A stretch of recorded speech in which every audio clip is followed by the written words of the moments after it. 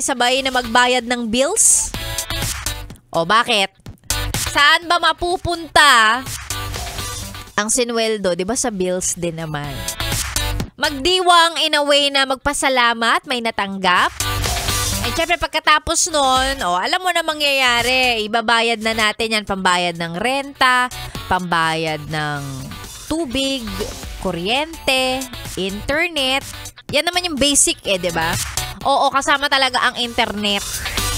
Bakit? Sige, sabihin mo nga sa akin, kaya mo? Walang internet, be? Diba?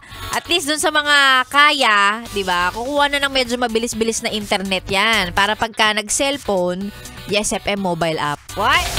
Segway. Pero diba, doon naman mapupunta talaga ang sinisweldo kada 15 at katapusan.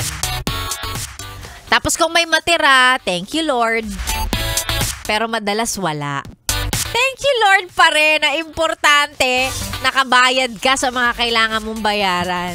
Kaya ako naiintindihan ko pagka yung iba sinasabi, naku, wala na akong pambayad dun sa utang ko. Well, kasalanan mo din kasi alam mo naman palang walang pambayad o utang pa.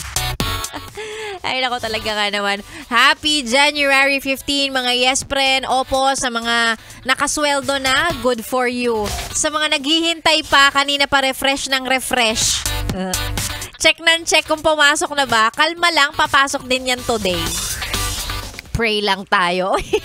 Sexy Mega na po ang iyong kasama hanggang mamayang tanghali. Sa mga gustong magpa-shoutout, madaling kausap si Sexy Megan. Ang gusto ko lang pag nagpabati ka sa akin, dapat may pruweba na ang radyo na kay SFM talaga. Patingin nga ako ng picture.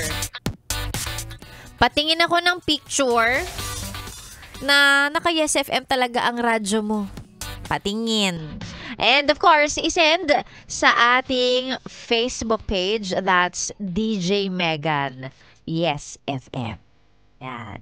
Eto muna. Tuloy-tuloy muna tayo. Balik tayo sa mga tugtugang mapapasabay. Kasaktong-sakto usapang sweldo. Saktong-sakto yung lyrics ng kantang ito. Para sa sweldo mo ngayong 15, siguro nga walang natira. Good morning!